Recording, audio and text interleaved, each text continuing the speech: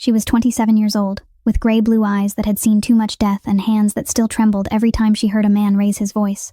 Charlotte Monroe worked the graveyard shift at a rundown bar on Chicago's South Side, surviving on lousy tips and cold coffee, raising her 14-year-old sister in a cramped apartment with 3 locks on the door, because the man who'd put scars on her ribs was still out there hunting for her. She'd learned long ago that hoping for a better life was just another way to get your heart broken, so she kept her head down, her mouth shut, and counted the days until she could afford to run again. Then he walked in. Salvatore Benedetti, 36 years old, the most feared crime boss in the Midwest, a man who'd clawed his way up from nothing after being abandoned by a father who never acknowledged his existence until death came knocking. He wore a suit that cost more than she'd make in a year, and his eyes were so dark they seemed to swallow the light. Everyone in that bar knew to look away when he entered. Everyone except her, because Charlotte Monroe had stopped being afraid of monsters the day she married one. She didn't know that meeting his gaze would change everything. That the most dangerous man in Chicago would become obsessed with the broken waitress who didn't flinch, or that his family's darkest secret was tied to the father she'd watched die when she was just 12 years old. If you're loving this story, smash that like button and share it with a friend who can't resist a dark romance. Subscribe now so you don't miss what happens next. Now let's find out if 2 people with blood on their pasts can build something worth living for. Salvatore Benedetti chose the table in the farthest corner of the bar, where he could observe the entire room, while no one could approach him from behind. Tony Caruso and Bruno Santini stood a few steps away, their eyes sweeping over every face in the bar like hawks on the hunt. Charlotte held her tray of drinks and walked toward their table with the weary gait of someone who had spent 12 hours standing on aching feet. She didn't know who the man in front of her was. Didn't know that the name Benedetti could make the entire city of Chicago tremble, and perhaps it was that very ignorance that saved her from becoming a flatterer like everyone else. She stopped at the table, pulled a small notebook from her apron pocket, and asked in an even, emotionless voice what they would like to order. Sal looked up at her, and in that moment his dark eyes paused on her wrist as she raised her hand to write. The bruise had faded to a yellow-green shade, the imprint of fingers that had once squeezed hard enough to nearly crush bone. And although Charlotte had tried to tug her sleeve down to hide it, it still showed when she moved. He said nothing about the bruise, simply ordered a whiskey neat, and continued to watch her with an expression Charlotte couldn't read. She turned away to fetch the drink, aware of his gaze burning into her back. But she didn't look over her shoulder, didn't tremble, didn't show the fear other girls usually did when facing powerful men. She had learned long ago how to hide fear, from nights when Frank came home drunk, and she had to pretend to be asleep to avoid becoming the target of his senseless rage. When Charlotte returned with the whiskey, she set it on the table neatly and professionally, not a drop spilled, not a single unnecessary gesture. Sal took a small sip, his eyes never leaving her, then asked in a low, unhurried voice how long she had worked there. Charlotte answered briefly that it had been 8 months, no more, no less, making no effort to chat or impress him. Sal tilted his head slightly, a thin smile appearing on his lips as he realized she wasn't trying to please him the way everyone else did whenever he entered a room. He asked if she liked the job, and Charlotte met his eyes for the first time since the conversation began, her gray-blue gaze cold as steel as she replied that no one liked working until 4 a.m. serving drunk people, but bills don't pay themselves. Tony frowned slightly at the blunt answer, but Sal laughed, a short, dry sound as if he had forgotten what it felt like to have someone speak to him so directly.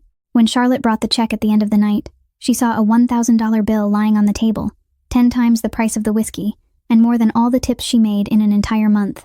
She stood there for a moment, looking at the money, then looked up at Sal as he prepared to leave. She picked up the bill and walked over to him, handed it back, and said without hesitation that she didn't accept pity money from anyone.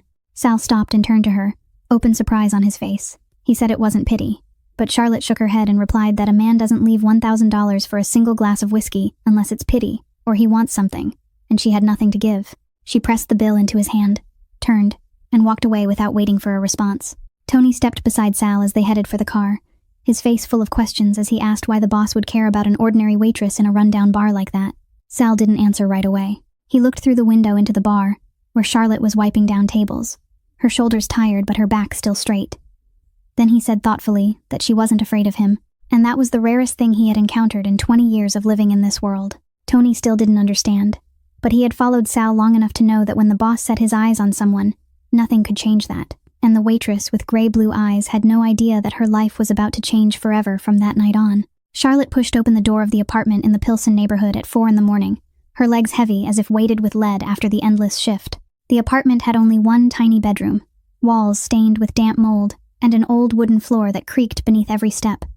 But it was the safest place she could find with the little money she earned from the bar. Lucy was asleep on the worn sofa in the corner of the room, brown hair spread across the pillow, one hand still resting on an open biology textbook. Charlotte stood silently for a moment, her heart tightening at the sight of a 14-year-old child sleeping on a sofa because the apartment didn't have enough space for 2 separate beds.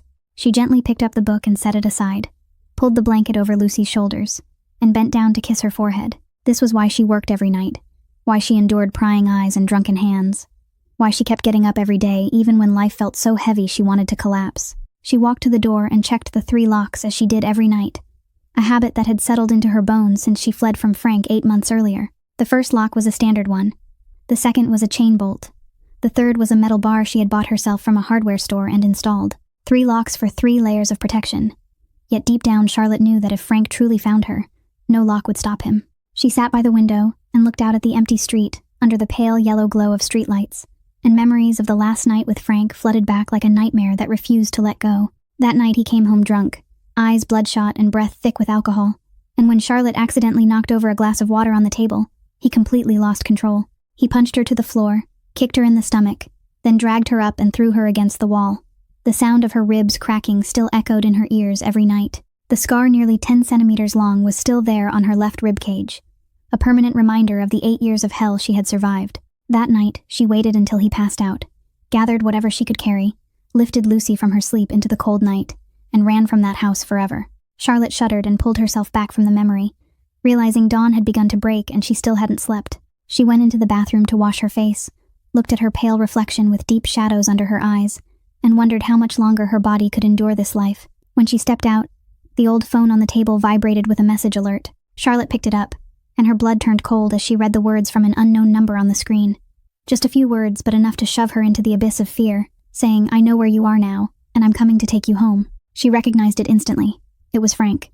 He had found her after 8 months of hiding. Her hands shook so badly she nearly dropped the phone, her heart pounding wildly in her chest as her breathing turned shallow and rushed. Her first instinct was to wake Lucy, pack their things, and run immediately like she had 8 months ago. But then she looked at her sister sleeping peacefully on the sofa and remembered that Lucy had only just settled into her new school a few weeks earlier, had just made her first friends, had just begun to smile again after so many months of living in fear. She couldn't make her sister run again, couldn't rip a child out of a life that had only just begun to feel stable because of her own fear. Charlotte deleted the message, set the phone down, and made the decision to stay, at least until she found a way to protect them both, even as she knew the shadow of the past was drawing closer with every passing moment. In the days that followed, Salvatore Benedetti appeared at the bar almost every night, always sitting at the same table in the farthest corner, always ordering the same whiskey neat, and always watching Charlotte with those deep black eyes whose meaning she couldn't understand. She tried to ignore his presence, serving his table with the same cool professional detachment she used for every other customer, saying nothing beyond what the job required. Yet she couldn't help noticing that whenever he was there, no customer dared stare at her for too long, no drunken hand dared reach for her, as if his presence created an invisible shield that protected her from every form of harassment. One night after her shift, Patty Rossi pulled Charlotte into a shadowed corner behind the bar, her brown eyes wide with a mix of excitement and fear as she whispered whether Charlotte knew who that man was. Charlotte shook her head, and Patty seemed unable to believe her coworker's innocence, as she trembled and said that it was Salvatore Benedetti, the most notorious mafia boss in the Midwest, a man whose name alone was enough to make the entire city of Chicago bow its head. Patty went on to say that Benedetti controlled most of the underground operations, from Chicago to Gary, from smuggling to loan sharking to darker things no one dared speak aloud, that anyone who opposed him vanished without a trace, that even the police didn't dare touch him. Charlotte felt the blood in her veins slow as she listened, and she knew instantly that she had to stay away from this man at all costs. She had lived with a monster for 8 years, and she knew better than anyone that powerful men were the most dangerous kind, always wanting to possess and control, and when they weren't satisfied, they destroyed. From that night on, Charlotte began trying to avoid Sal, asking Patty to serve his table whenever possible, lowering her head and hurrying past when she was forced to walk near him. Still, she could feel his gaze following her every step, and it left her both frightened and stirred by a strange sensation she didn't dare name.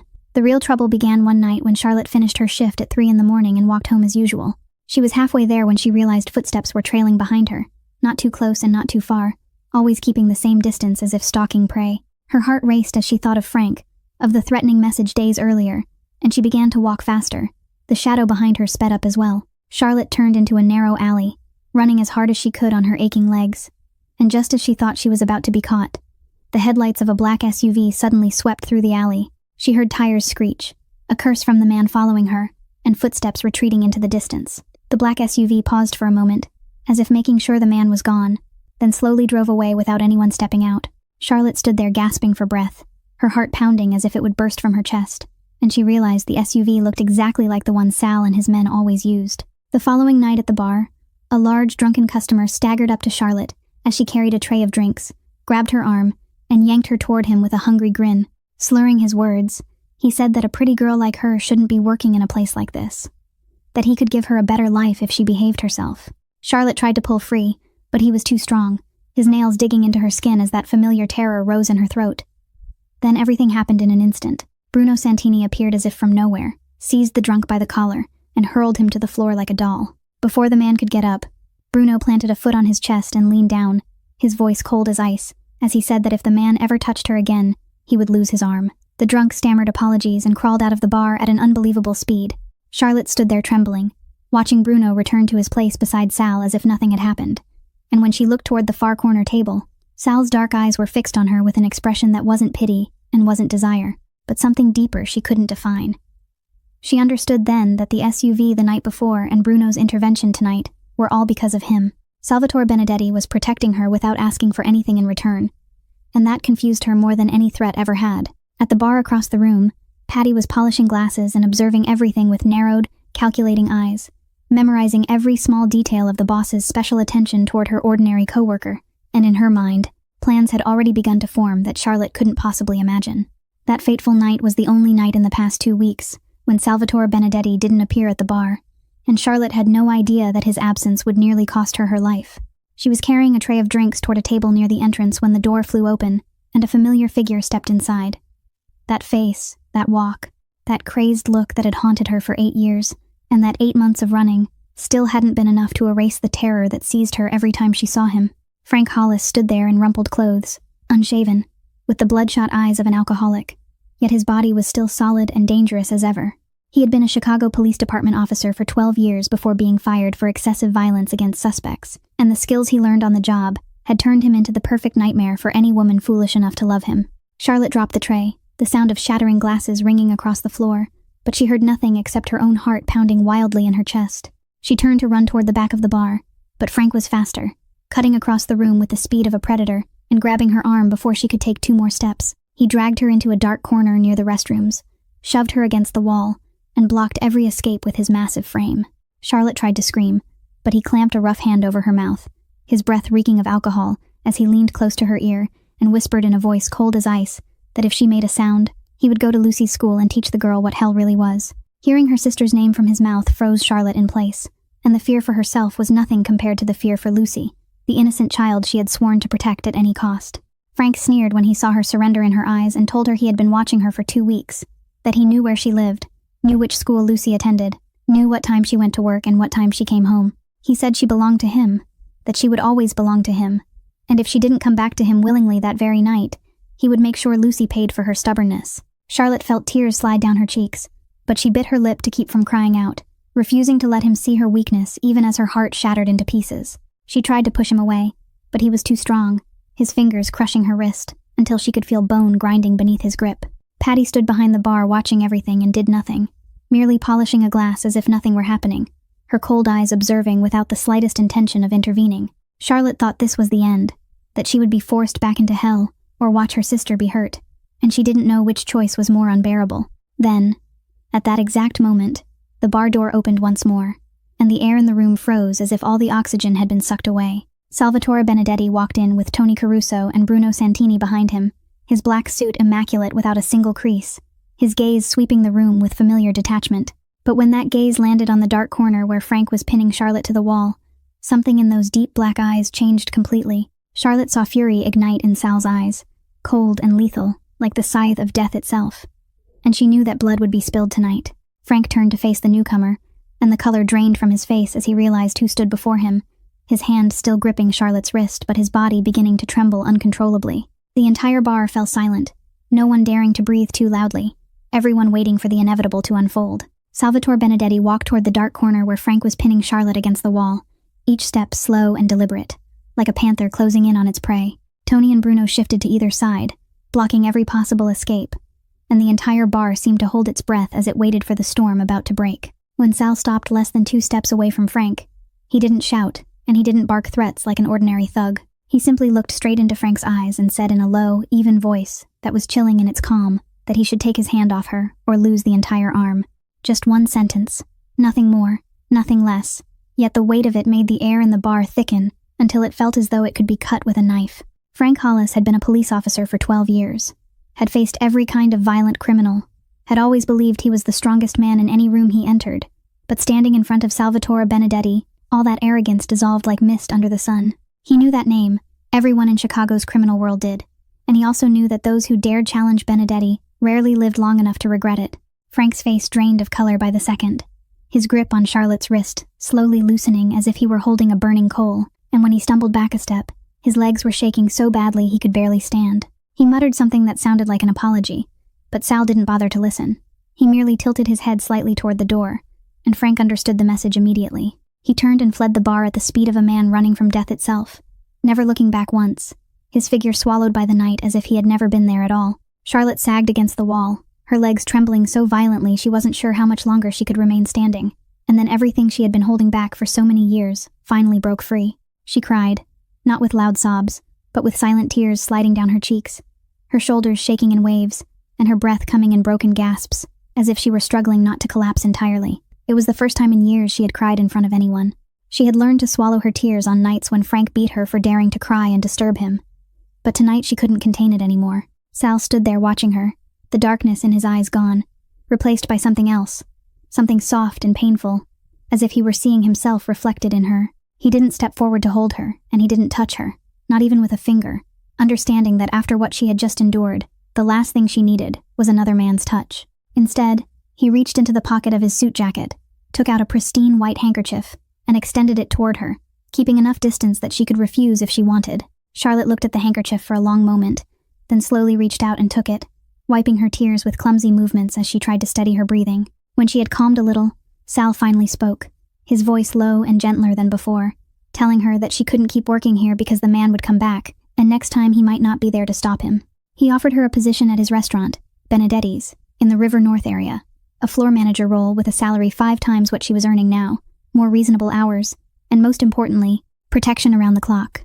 Charlotte shook her head almost immediately, her voice hoarse from crying as she said she didn't want to owe anyone anything, that she had taken care of herself and her sister for 8 months, and she didn't need anyone's pity. Sal didn't look irritated or disappointed.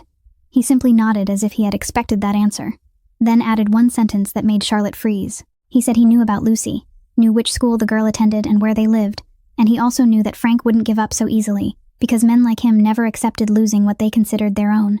He asked whether Charlotte truly wanted to risk her sister's safety for the sake of her own pride. Hearing Lucy's name felt like a punch to the stomach. The image of her innocent sister asleep on the old sofa, books scattered around her, filled Charlotte's mind, and she knew Sal was right. She couldn't protect Lucy on her own. Not now that Frank knew where they lived. Not when he could appear at any moment and she had nothing but 3 old locks between them and danger. She closed her eyes for a long time, swallowed all the pride and self-respect she had fought so hard to preserve, then opened them and looked straight at Sal. She said yes, she would take the job, but she wanted it made clear that this was strictly a professional arrangement and that she wouldn't owe him anything beyond doing her work well. Sal nodded in agreement without a single comment, but in his deep black eyes, a brief glint of light flickered that Charlotte didn't notice. The light of a man who had finally found something he hadn't known he had been searching for all these years. Benedetti's restaurant was located in the heart of River North, one of the most luxurious and expensive districts in Chicago, where the cost of a single month's rent alone would have been enough for Charlotte to pay for her small apartment in Pilsen for 10 years. Charlotte stood in front of the building on the morning of her first day of work, lifting her gaze to the gleaming facade of glass and polished black marble, and she felt as though she had stepped into a world completely different from anything she had ever known. The interior of the restaurant was even more overwhelming, with soaring ceilings crowned by sparkling crystal chandeliers, oak floors polished to a mirror-like shine, deep red velvet chairs and tables, and walls adorned with artwork that Charlotte suspected each cost more than everything she owned combined. A middle-aged woman named Margaret led her through the space and explained her duties, her voice polite but edged with cool reserve as her eyes took in Charlotte's simple clothing. Charlotte was assigned the position of floor manager, responsible for coordinating service staff and ensuring everything ran smoothly during the evening shift, a role that Margaret noted usually required at least 3 years before anyone was even considered. Charlotte understood immediately that this wasn't a job she had earned through experience or merit. It was Salvatore Benedetti's way of keeping her close, placing her where he could watch over and protect her without needing to explain himself to anyone. She didn't know whether to feel grateful or angry about that. The other employees watched her with a range of expressions, some openly curious about who she was to receive such special treatment, some resentful that an unknown girl from the South Side had suddenly leapt into a position they had worked their entire lives to reach, and some whispered behind her back, speculating about the nature of her relationship with the owner. Charlotte tried to ignore it all and focus on her work, learning quickly and working twice as hard as everyone else to prove she deserved to be there, even though she knew it probably wouldn't change how they saw her. The first day passed relatively smoothly, until night fell, and Charlotte began to notice strange details. There was a door at the back of the restaurant that led to a separate corridor, and throughout the evening she saw men in expensive suits quietly passing through it, their expressions tense and severe. They weren't ordinary customers. Charlotte could tell from the way they moved, from how their eyes swept the room before entering, from the subtle bulges beneath their jackets that she knew were guns. Sal's office was at the end of that corridor, and sometimes she could hear low voices drifting out from behind the closed door, not clear enough to make out words, but unmistakably not the sounds of normal business meetings. She understood then that this elegant restaurant was only a facade, a legitimate front for underground operations she didn't want to know about and shouldn't know about. At the end of her shift, as Charlotte stood alone at the bar reviewing the books, Tony Caruso appeared beside her without warning, like a ghost.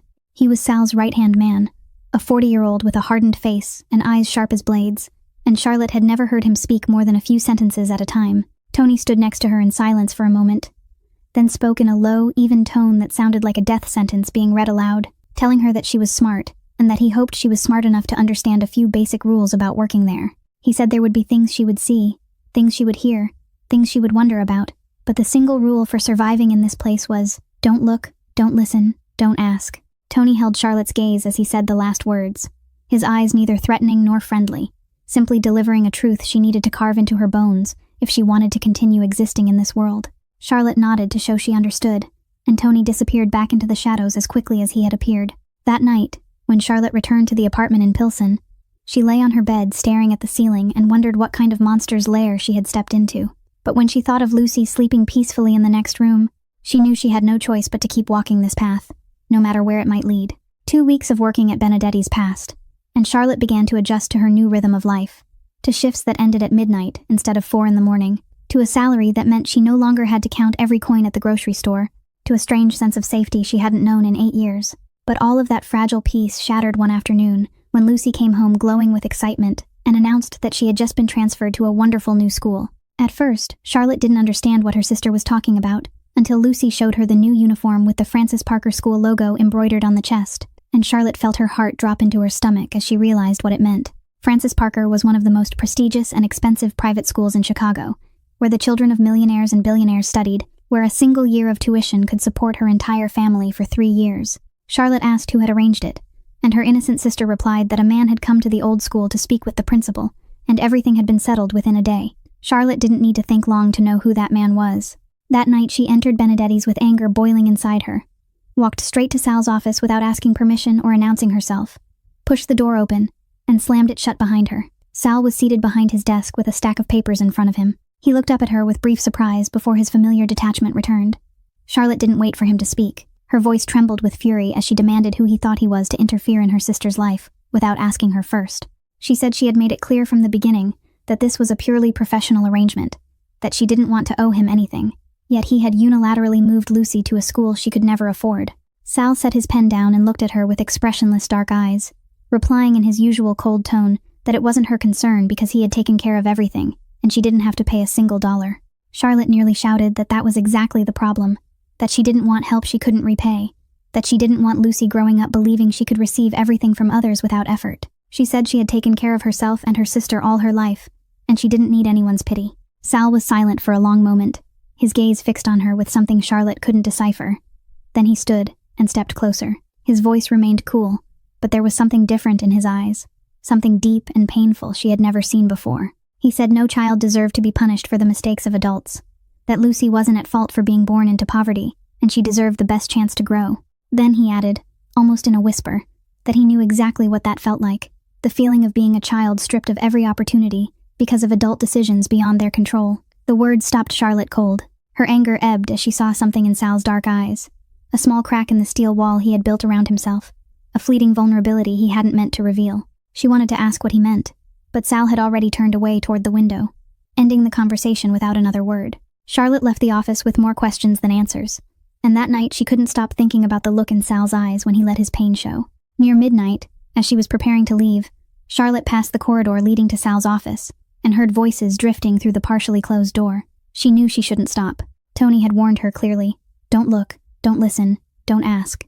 But when she heard an unfamiliar voice mention the name Don Carmine Benedetti, her feet felt nailed to the floor. The man speaking with Sal was Richard Stone, the Benedetti family's lawyer, and he was reporting that Don Carmine Benedetti was dying of late-stage cancer at Northwestern Memorial Hospital. The old man had only weeks, or at most a few months, left to live, and he had one final request: to see his son. Charlotte heard Sal's bitter scoff echo through the office, a sound filled with resentment and contempt. In a voice cold as ice, he said Don Carmine had had 36 years to be a father, and had chosen to ignore Sal's existence the entire time. So now that death was knocking, he had no right to ask anything of him. He said the man could die alone, just as Sal's mother had died alone in a miserable Southside apartment, while Don Carmine lived in a mansion and pretended she never existed. Charlotte stood in the darkness, her heart aching at his words, and she began to understand that Salvatore Benedetti wasn't just a ruthless mafia boss, but also an abandoned child carrying wounds that had never healed. Charlotte was about to turn away when the office door suddenly swung open, and light spilled out into the hallway, illuminating where she stood. Sal was framed in the doorway, his dark eyes looking down at her with an expression she couldn't read, and Charlotte felt the blood in her veins turn to ice as she realized she had been caught listening. She opened her mouth to explain, but no words came out.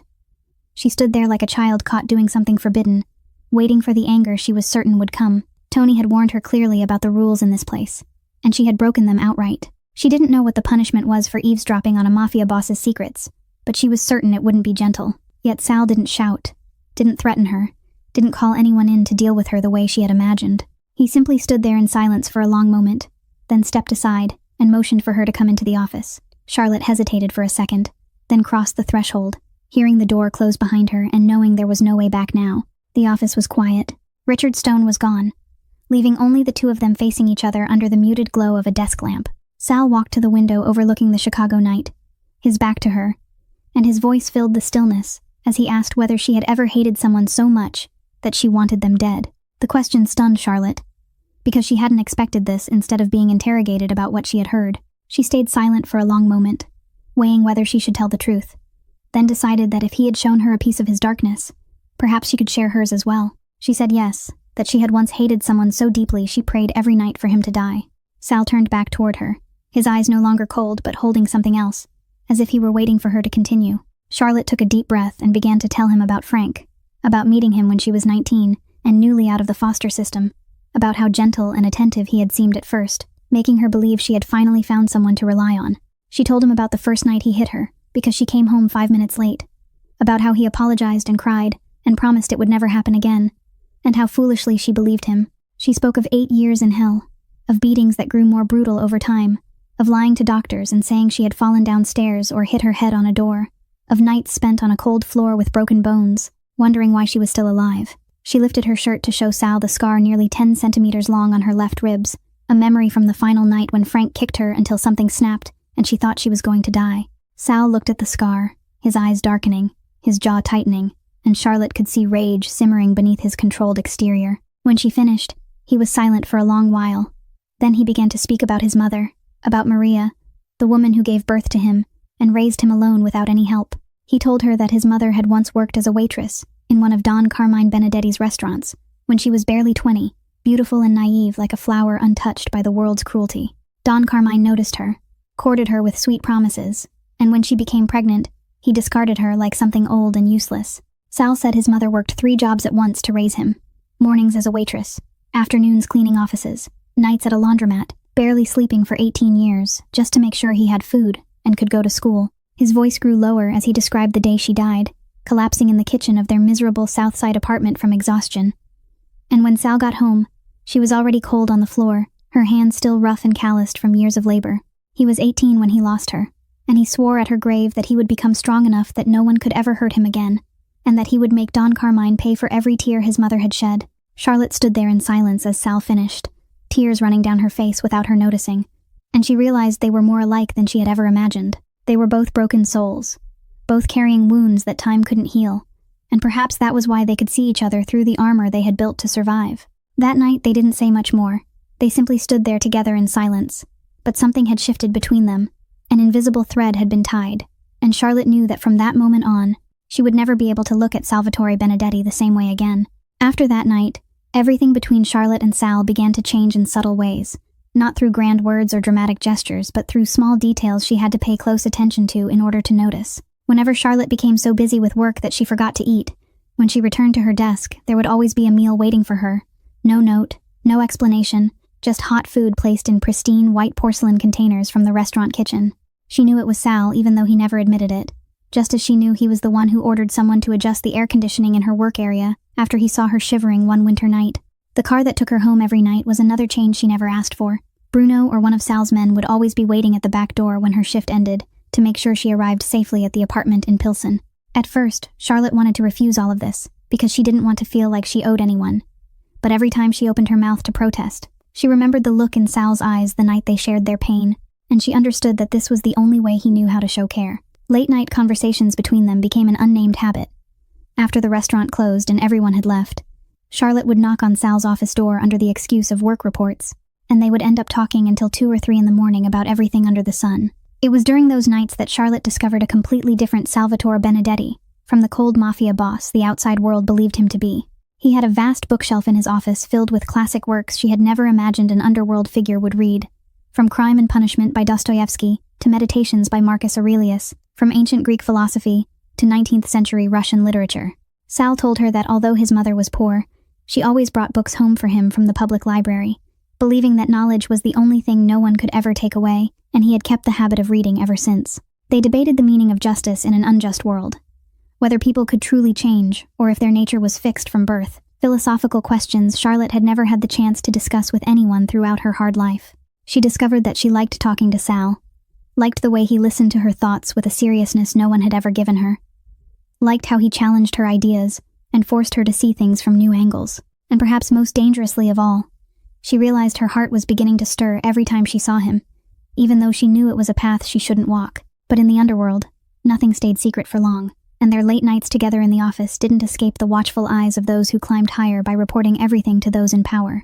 Rumors about the special relationship between the boss and the floor manager spread through the organization like fire across dry grass, from whispers in the kitchen to loaded looks whenever Charlotte passed by. Patty Rossi, her former co-worker from the South Side bar, happened to run into one of the Benedetti's employees and heard these rumors. She didn't miss the opportunity, and within just a few days, the information reached Raymond Vega, the rival mafia boss controlling Gary in Indiana, who had long been seeking to expand his territory into Chicago. Vega was Sal's sworn enemy of many years, an underground war between their organizations smoldering for over a decade with bloody executions that never reached the news. When he heard about the special woman Salvatore Benedetti was protecting, Vega immediately realized this could be the only weakness he could exploit. He ordered his men to begin investigating Charlotte Monroe, her past, her family, anything that could be turned into a weapon against Sal. And when Vega's people dug deep into the Monroe family history, they uncovered a secret that even Charlotte herself didn't know, a secret capable of destroying everything she and Sal were building. Meanwhile, Charlotte and Sal continued their late-night conversations, completely unaware that the darkness was tightening around them and that the coming storm would be more devastating than anything they could imagine. Raymond Vega sat in his office in Gary, Indiana, staring at the stack of files his men had brought back after 2 weeks of investigating Charlotte Monroe, unable to believe his own luck. James Monroe, the father of the woman Salvatore Benedetti was growing dangerously attached to, turned out not to be an ordinary nobody, as Vega had first assumed, but a former accountant for the Benedetti empire 15 years earlier. The records showed that James Monroe had been a gifted financial mind hired by Don Carmine Benedetti to manage the organization's money flow, a man with full access to every ledger who knew exactly where every dollar came from and where it went within that vast criminal empire. Then something had changed, perhaps a sudden awakening of conscience, or perhaps fear when he realized how deeply he had sunk into a swamp of crime, and James Monroe had contacted the FBI with the intention of becoming a protected witness in exchange for his family's safety. Of course, Don Carmine learned of that betrayal before it could be carried out, and he ordered James Monroe dealt with decisively. Vega read and reread the report on the murder from 15 years ago, describing how James Monroe was shot dead in front of his 12-year-old daughter in a dark alley while walking home from work, and he laughed out loud as he grasped the gift fate had placed in his hands. The woman Salvatore Benedetti was protecting and caring for was the daughter of the man his own father had ordered killed, and this delicious coincidence was the perfect weapon to destroy his enemy from the inside. That same night, Charlotte finished her shift later than usual because of a large private event and had to stay until midnight to supervise. Bruno was supposed to drive her home, but Sal had called him away to handle an urgent matter and promised he would be back within 20 minutes. Yet those 20 minutes were all Vega's men needed. Charlotte had just stepped out the restaurant's back door when a black van screeched to a stop in front of her. 2 large men jumped out and pulled a black hood over her head before she could scream. She struggled, but they were too strong, lifting her like a doll and throwing her into the back of the vehicle. Everything happening so fast that no one inside the restaurant or on the street noticed in time. When Charlotte came to, she found herself tied to a wooden chair inside an abandoned warehouse in South Chicago, the stench of mold and machine oil filling her lungs, and sitting across from her was a man she had never seen before. Raymond Vega was about 45 years old, his salt and pepper hair slicked back, and his gray eyes cold as stone, seated opposite her with one leg crossed over the other, and a smug smile on his lips. He introduced himself and asked if she knew why she was there, and when she shook her head with terror in her eyes, he sneered and said she was there because she needed to learn the truth about the man she was giving her heart to. Vega began to tell Charlotte about James Monroe, about her father's work for the Benedetti organization, about his plan to testify for the FBI, and about the execution order signed by Don Carmine Benedetti. He relayed every detail slowly and cruelly, savoring the way Charlotte's expression shifted from confusion to disbelief, and then to raw agony as the horrific truth settled in. He said the Benedetti family had taken her father when she was only 12, had driven her mother, Linda, into despair and alcoholism, had pushed Charlotte into the foster system, and had indirectly led her into 8 years of hell with Frank Hollis. He asked whether she knew who had pulled the trigger that ended her father's life, and when she looked at him with tears filling her eyes, he replied that it was a gift he would give her later. For now she only needed to understand that the man she was developing feelings for belonged to the family that had killed her father. Charlotte felt the world collapse beneath her feet. Every memory of Sal from their late-night conversations, the way he looked at her with a tenderness she had believed was real, the quiet acts of care she had begun to cherish, all shattering into countless pieces, as she realized the man she had opened her heart to was the heir of the people who had destroyed her life.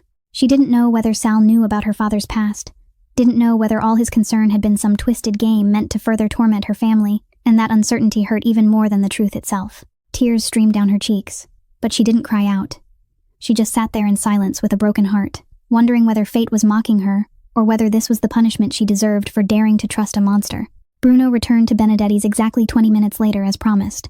But when he reached the back door, Charlotte was gone without a trace, leaving behind only her handbag, scattered on the ground with its contents spilled everywhere. Bruno called Sal immediately, and within 10 minutes the most powerful mafia boss in Chicago was on site, his deep black eyes burning with a fire Tony Caruso had never seen in 20 years of loyal service. Sal picked up Charlotte's bag, his fingers tightening around it until his knuckles went white, and when he looked up at those around him, everyone instinctively stepped back, because what they saw in his eyes was no longer the familiar cold detachment, but the pure rage of a monster just awakened.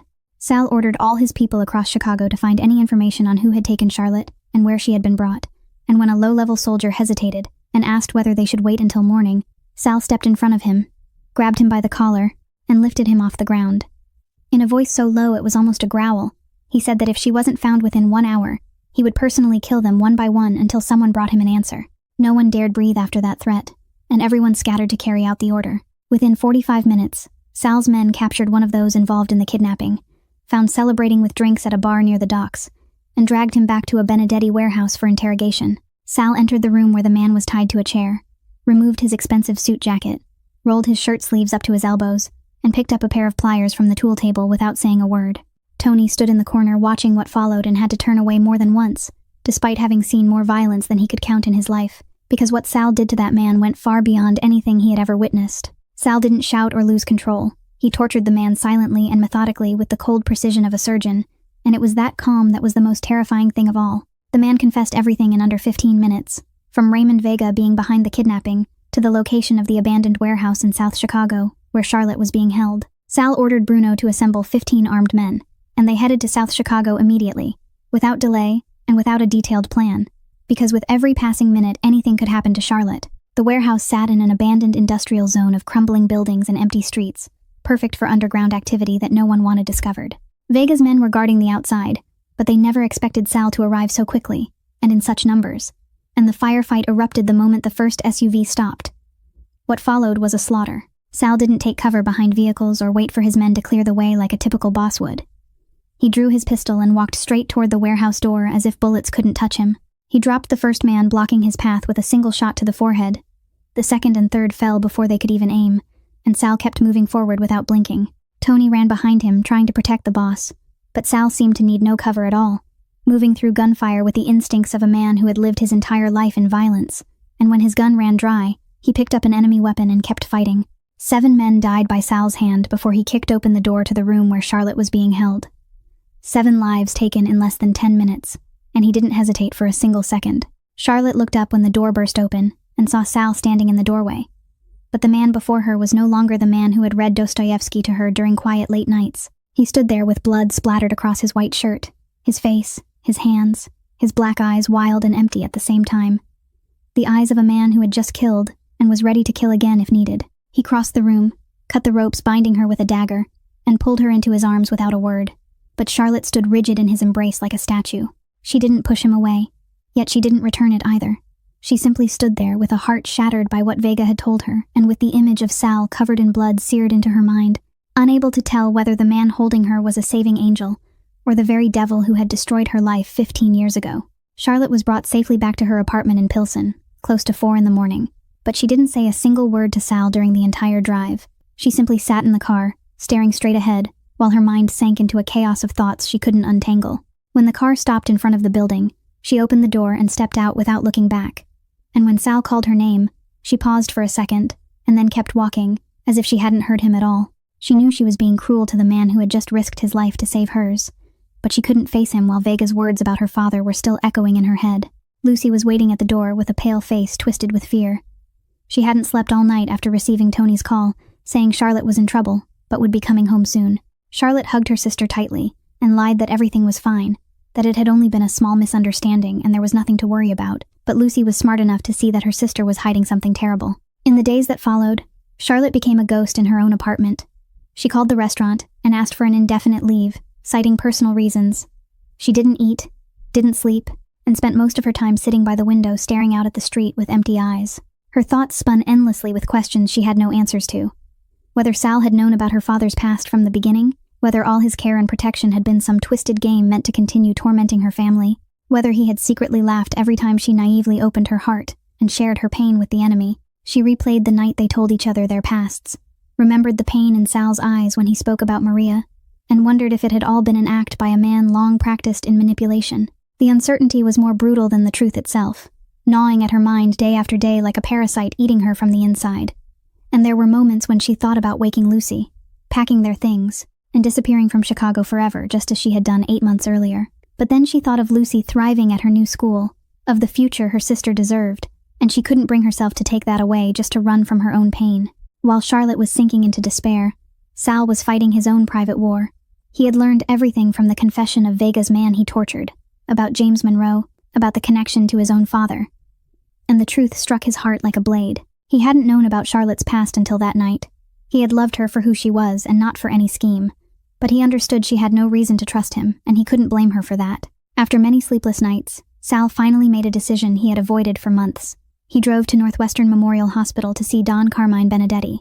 The old man lay in the hospital bed tangled in tubes, the body that had once radiated power now reduced to skin and bone waiting for death to knock. When Don Carmine opened his eyes and saw Sal standing at the foot of the bed, a flicker of light crossed his clouded gaze as if he couldn't believe what he was seeing. Sal asked him directly, without detours, about James Monroe and the execution order 15 years earlier, and Don Carmine didn't deny it. The old man nodded slowly and confessed in a hoarse, disease-ravaged voice that yes, he had ordered James Monroe killed because he planned to betray the organization and testify for the FBI, that it was the rule of that world and he had no other choice. Then he fell silent for a long moment, before continuing in a trembling voice that he had been wrong. Not about James Monroe, but about Maria, about the son he had abandoned for 36 years. Out of fear for his reputation and position. He said he had watched Maria waste away from exhaustion while he lived in luxury and pretended she didn't exist. He had watched Sal grow up in poverty and fight to survive on his own while he had possessed the power to give his son a far better life. Tears rolled down the old man's wrinkled face as he said he didn't deserve forgiveness for what he had done to Maria and to Sal. He knew that, and he didn't dare ask for mercy. He hadn't earned.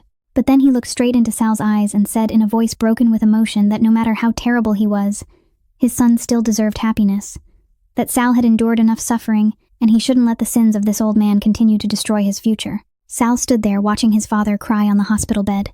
The man who had once been the most powerful boss in Chicago, now nothing more than a dying old man begging redemption for a corrupted soul, and he didn't know what he was supposed to feel in that moment. 3 days after the meeting with Don Carmine at the hospital, Sal appeared at the door of Charlotte's apartment in Pilsen in the late afternoon, when the last sunlight of the day was turning the old rooftops gold. He stood there alone, without Tony or Bruno, without the aura of a powerful boss, just a tired man with deep shadows under his eyes and rumpled clothes, as if he hadn't slept in many nights. Charlotte opened the door and stood there looking at him without saying a word. She had imagined this moment many times over the past few days, but now that it was real, she didn't know how to react. Sal asked if he could come in to talk, and after a moment of hesitation, Charlotte stepped aside to let him pass. They sat facing each other in the small living room. Lucy was at school, and the apartment was so quiet they could hear the ticking of the wall clock. Sal began to speak, not in his familiar cold tone, but in the low, weary voice of a man who had carried a burden for too long and had finally decided to set it down.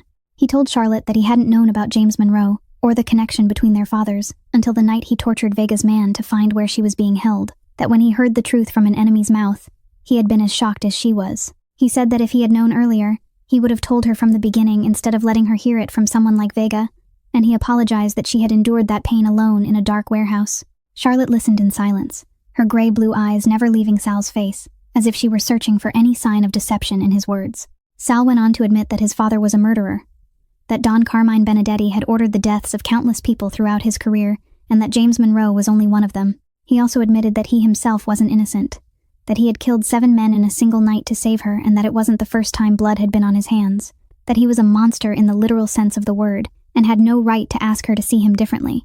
Then Sal looked straight into Charlotte's eyes and said in a voice that trembled unusually that he couldn't change the past, no matter how much he wanted to, that what had happened would always be an unerasable scar, but he could choose the future. And he chose her. He said he didn't know when she had become the most important person in his life. Maybe from the first night, when she was the only one who didn't bow her head before him, maybe when she returned the $1,000 bill and said she didn't accept pity money, or maybe the night they shared their pain in the office, and he saw his own soul reflected in her eyes. He didn't beg for her forgiveness because he knew there were things that couldn't be forgiven. He only wanted her to know the truth and to let her decide her own path. When he finished speaking, Sal stood up and left without waiting for an answer, understanding that Charlotte needed time and that he would give her all the time she needed, even if it meant losing her forever. Charlotte sat alone in the silent apartment for hours after Sal left, her mind spinning with everything he had said, unsure what to believe. The following days passed in stir turmoil as she thought of her father, remembered afternoons when they sat on the front steps and he taught her about life through simple stories. She remembered him saying that holding on to hatred was like drinking poison and waiting for the enemy to die, that forgiveness wasn't forgetting or excusing what had happened, but freeing oneself from the prison of the past. A week later, Charlotte received word that Don Carmine Benedetti had died at Northwestern Memorial Hospital, and with that news came an envelope from attorney Richard Stone, containing a handwritten letter and a check for $1 million. The letter was Don Carmine's apology to the Monroe family for what he had done 15 years earlier, the trembling words of a dying old man trying to atone before meeting God. Charlotte read the letter once, then tore it into small pieces and threw it in the trash. She didn't need an apology from the man who had taken her father, and she didn't want to keep anything that reminded her of him, but she kept the $1 million check, not for herself, but to establish a fund to support orphans and abused women, to turn money born from darkness into light for people drowning in pain as she once had. And in the moment she made that decision, Charlotte realized she was ready to move forward, even if the road ahead was still filled with uncertainty. Charlotte sought Sal out one evening, 2 weeks after Don Carmine's funeral, standing outside the door of his penthouse in the Gold Coast, with her heart pounding and her hands trembling, yet knowing this was the right decision. When Sal opened the door and saw her standing there, his dark eyes widened in surprise, before softening with something like hope that he had been trying to suppress for weeks. She stepped into the apartment, and they stood facing each other in silence for a long moment, neither knowing what to say first, until Charlotte finally spoke and said that she didn't know whether she could ever fully forgive the past. She didn't know whether wounds from 15 years ago would ever truly heal, but she did know that she didn't want to let hatred decide her future anymore. She said she had thought deeply and realized that Sal wasn't his father, just as she wasn't her mother, and that they shouldn't have to pay for the sins of those who came before them. Sal listened without interrupting, his eyes never leaving her face as if he were trying to memorize every detail in case this was the last time he would ever see her. When Charlotte finished speaking, he didn't rush to embrace her or offer sweet promises. Instead, he walked to the bookshelf and took out an old volume with a worn brown leather cover softened by time. He turned back and handed the book to Charlotte, and she recognized it as an old edition of Jane Eyre, its pages yellowed and carrying the familiar scent of a book that had been loved for decades. Sal explained in a low, emotional voice that this was the only book his mother had left behind when she died, that Maria had bought it from a second-hand shop when she was young and read it hundreds of times throughout her hard life. She had told Sal that she loved the story because it was about a woman who never surrendered her dignity, no matter how cruel life became, and she hoped that one day her son would find a woman like that. Sal said he had kept this book for 18 years as his most precious keepsake, and now he wanted to give it to Charlotte not as a gift but as a proposal. He said he didn't have a diamond ring or lavish promises because he knew she didn't need those things. He only had this book and his heart, both of which had been broken but were still beating. He looked straight into her eyes and said, in a trembling voice, that he was a monster in the eyes of many, and maybe they were right, but with her he wanted to become a better man. He wanted to wake up each morning with a reason to live beyond power and money. He wanted someone to come home to, and someone to protect, not out of obligation but out of love. Charlotte stood there holding the book, tears streaming down her cheeks without bothering to wipe them away, feeling the weight of the moment settle over her. She nodded and said she agreed, but with one condition. She said she couldn't live the life of a mafia boss's wife. She couldn't wake up every day fearing that the FBI would knock on the door with a RICO indictment. She couldn't raise children in the shadow of the underworld. She demanded that Sal gradually withdraw from illegal activities, transition his empire into legitimate businesses, and build a life where they didn't always have to look over their shoulders to see who might be watching. Sal was silent for a long moment, and Charlotte thought she might have asked for too much, but then he nodded and said he agreed, because she deserved a better life than what he could give her in the world he was living in. The wedding took place 1 month later at St. Michael's Catholic Church in Little Italy, a small church with old brick walls and simple stained glass, where Maria had prayed every week when she was alive. There was no lavish reception, or hundreds of guests, like the weddings of Chicago's elite. Only Tony, Bruno, Lucy, and a handful of Sal's most loyal people, sitting on worn wooden pews to witness two broken souls finding each other. Charlotte wore a simple white dress that she and Lucy had chosen together from a small neighborhood shop. Not an expensive designer gown, but a dress that was beautiful and true to who she was. Lucy stood beside her as maid of honor, her eyes red and tears streaming down her cheeks, but they were tears of happiness because at last her sister had found someone worthy after all the suffering she had endured. When the priest pronounced them husband and wife and Sal bent down to kiss Charlotte, she closed her eyes and felt something she thought she had lost the ability to feel long ago, and that was hope. Charlotte's life changed completely after the wedding. She was no longer the night shift bartender from a grim Southside bar, but now Mrs. Benedetti, the most powerful woman in Chicago's underworld. The first time she appeared beside Sal at a gathering of Midwest mafia families, she could feel the shift in how people looked at her. Bosses who once dismissed her for her poor background now bowed their heads and addressed her with respect. There were still whispers behind her back about the bartender who had suddenly become a queen, but no one dared say anything to her face, because everyone knew that touching Salvatore Benedetti's wife was the same as signing their own death notice. Charlotte didn't let this sudden change intoxicate her or make her arrogant. Instead, she realized that if she truly wanted to help Sal transition the empire into legitimacy, then she needed to understand business and finance. She hired private tutors to teach her corporate management, accounting, commercial law, and investment. And on countless late nights she sat in the penthouse library surrounded by books and her laptop, studying until her eyes burned. Sal watched his wife bury herself in learning with undisguised admiration. He had always known Charlotte was intelligent, but her determination and capacity to grow went far beyond anything he had imagined. Within a few months, Charlotte was able to sit in business meetings and offer meaningful insights instead of remaining silent, like a decorative accessory, beside her husband. Just as her new life was settling into a rhythm, one morning Tony brought news that their people had captured Frank Hollis, who had been hiding in a small town roughly 200 miles south of Chicago. He had tried to disappear after the night he confronted Sal at the bar, but the Benedetti network stretched far and wide, and no one could hide forever. Frank was brought back to Chicago and held in one of the organization's warehouses, and Sal asked Charlotte how she wanted him handled, because this was her right. Charlotte stood before the warehouse door where Frank was tied to a chair, hearing his shouting and curses from inside, and memories of every night of terror he had forced her to endure came flooding back. She remembered the sound of her ribs cracking, the taste of blood in her mouth, the moments she thought she would die under his hands and wondered why she had ever deserved such treatment. She could order Sal's men to torture him to death. She could take a gun and end the man who had destroyed 8 years of her life, and no one would blame her for it. But Charlotte took a deep breath and turned to Sal standing beside her, and she said calmly and firmly that she didn't want to kill him. Sal didn't seem surprised. He simply asked what she wanted to do. Charlotte explained that she wanted to hand Frank over to the Chicago Police Department, along with all the evidence of his crimes. The years of domestic abuse, the stalking and threats after she escaped, everything he had done thinking he would never face consequences. She said Frank had stolen 8 years of her life, and he deserved to pay. But he should pay through justice, not through darkness. She looked at Sal and said with emotion that she didn't want to become a monster like him. She didn't want hatred to turn her into the very thing she despised most, and she believed there were punishments far worse than death. Sal nodded in agreement without objection, ordering Tony to arrange everything to deliver Frank to the police, along with a complete file of evidence their people had gathered. 1 week later, Frank Hollis was officially arrested on multiple charges of domestic violence and harassment. The case made headlines across Chicago, and he was sentenced to 15 years in prison without parole. Charlotte watched the news coverage of the trial from her penthouse and felt a lightness she had never known before. Not joy at an enemy's punishment, but release, because she had finally closed the darkest chapter of her life in a way she could be proud of. But while Charlotte was building a new life, Raymond Vega in Gary was watching every development with the cold eyes of a predator. He sneered when he heard that Charlotte had refused revenge against Frank, and instead handed him to the police, seeing it as a clear sign of weakness spreading through the Benedetti empire. Vega believed Salvatore was growing soft because of love for his new wife, that the once most ruthless boss in Chicago was now letting a woman influence his decisions, and that this was the perfect moment to strike. He summoned his most trusted lieutenants and began planning a large-scale attack to wipe out the Benedetti empire once and for all, and he knew exactly where to aim to inflict the greatest damage on his enemy. Raymond Vega struck on an ordinary Tuesday morning while Charlotte was meeting with financial advisors at the penthouse, and Sal was checking operations at the main restaurant in River North. The first explosion erupted at 9:15 in the morning at the Benedetti's branch in Lincoln Park. A bomb planted inside a trash bin near the entrance detonated and completely destroyed the restaurant's facade, injuring 12 people, including 3 members of the organization.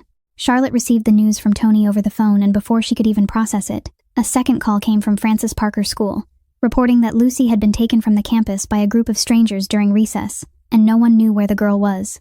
Charlotte's world collapsed in an instant. Everything she had built, every hope she had nurtured, every piece of happiness she believed she had finally found, dissolved into nothing as she thought of her 14-year-old sister in enemy hands. She ran downstairs just as Sal returned with his face taut with tension, and the moment their eyes met, they both knew Vega had declared war. Charlotte didn't cry, didn't panic the way people expected a woman to when someone she loved was kidnapped. Instead, she felt something cold and terrifying rise from deep within her, a pure fury she never knew she was capable of. She looked at Sal and said in a voice of ice that she would kill Raymond Vega with her own hands, that she would tear him apart piece by piece if he dared touch a single hair on Lucy's head. And in that moment, Sal saw in his wife's eyes the very thing he had tried to protect her from for so long, the monster that lives in every human being when they are pushed to the edge. Tony burst into the room with urgent news. The security team had reviewed all surveillance footage and discovered the source of the information leak that allowed Vega to know Lucy's schedule and the perfect moment to strike. On the screen appeared images of Patty Rossi meeting a man they identified as one of Vega's operatives at a cafe 2 weeks earlier. She had sold information about the Benedetti family to the enemy, and she was the one who had provided every detail about Lucy's school and Charlotte's daily routine. Charlotte remembered all the times Patty had looked at her strangely, back when they worked at the Southside bar. Remembered the night Frank attacked her while Patty stood by doing nothing, and she understood that this betrayal had been brewing for a long time. Patty was captured and brought before Charlotte in a dark room in the penthouse basement, kneeling on the floor with a face drained of color when she realized she had been exposed. Charlotte stood before the woman who had once been her coworker and asked in a flat voice, "Why?" a single word that carried 1,000 questions. Patty broke down crying and confessed everything, saying Vega had paid her $50,000 to provide information on the Benedetti family, more money than she could have earned in an entire lifetime of waitressing. Then Patty looked up at Charlotte with eyes full of hatred and added that it wasn't only about money. She had envied Charlotte from the first day she walked into the bar with her chin held high, despite having nothing. She hated the way Charlotte always refused things as if she were better than everyone else, and she hated it even more when Charlotte suddenly became the queen of the Benedetti empire, while she was still scraping by on meager tips. Charlotte listened without speaking, and when Patty finished, she turned her gaze to the gun Bruno was holding at the ready. She could kill Patty right there and no one would blame her, but then she remembered what she had told Sal about Frank, about not wanting to become a monster. She took a deep breath and ordered Bruno to release Patty, but before the woman could sigh in relief, Charlotte stepped close and said in a voice colder than steel that she had 24 hours to disappear from Chicago and never return, and if she ever appeared within the sight of anyone in the Benedetti family, Charlotte would personally end her without hesitation. Patty nodded frantically and fled the room as if chased by ghosts, but not before she revealed everything she knew about Vega's plan, including the warehouse in Gary where Lucy was being held. Sal immediately mobilized all forces and prepared to launch a raid that night, but when he ordered Charlotte to stay behind and wait for news, she looked straight into his eyes and said in a voice that couldn't be argued with that Lucy was her sister and she was going with him, whether he agreed or not. Sal studied his wife for a long moment, saw the iron determination in those gray-blue eyes, and knew that nothing in this world could stop Charlotte from saving her sister. The Benedetti convoy tore through the night toward Gary, Indiana, as if death itself were chasing them, and inside the lead SUV, Charlotte sat beside Sal with the pistol Tony had handed her resting solidly in her grip. She had never held a gun before, but tonight she was ready to learn how to use it, if it meant saving Lucy. Vega's warehouse sat in an abandoned industrial zone on the outskirts of Gary. A 3-story red brick building with shattered windows and weeds choking the ground around it, the perfect place to hide things the light was never meant to touch. Vega's men were more numerous than expected. He had prepared for this confrontation and positioned nearly 30 gunmen around the building, but Sal had brought his most elite forces, and he had no intention of letting anyone live who stood between him and the man who had dared touch his family. The gunfight erupted the moment the vehicles stopped, shots cracking through the darkness like fireworks and muzzle flashes flickering like deadly fireflies. Bruno led Charlotte around the rear entrance, while Sal and Tony spearheaded the frontal assault, and she ran through dark corridors with her heart pounding and a single thought driving her forward: finding Lucy. She heard her sister's screams coming from a room at the far end of the second floor, and she rushed toward it without regard for danger, Bruno shooting down 2 guards at the door before Charlotte kicked it open and saw Lucy tied to a chair with her face soaked in tears. Charlotte ran to her sister, her fingers shaking as she untied the ropes, and when Lucy was finally free, they clung to each other in the dusty room, while gunfire still echoed in the distance. Lucy sobbed against Charlotte's shoulder, saying she had been so scared and thought she would never see her sister again.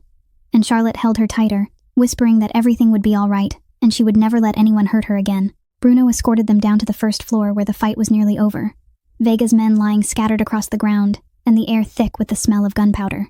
Charlotte handed Lucy to Bruno for protection, and went to find Sal, her steps carrying her to a large room at the end of the building, where she heard her husband's familiar voice. She stood outside the door and looked in, seeing Sal facing Raymond Vega with a gun aimed straight at his head. Yet Vega showed no fear, instead laughing, a wild, triumphant sound as if he knew something Sal did not. Vega spoke hoarsely from the beating he had taken, saying he had one last gift for Sal before he died. Then he pulled down his collar to reveal a black snake tattoo coiled around his neck, and asked whether Sal recognized who that tattoo belonged to. Sal didn't understand, but Charlotte did, freezing in the doorway as memories of the horrific night 15 years earlier crashed over her like a tidal wave, remembering the silhouette of the man who shot her father dead in a dark alley, remembering the snake tattoo on his neck she had glimpsed under a streetlight before he vanished into the night.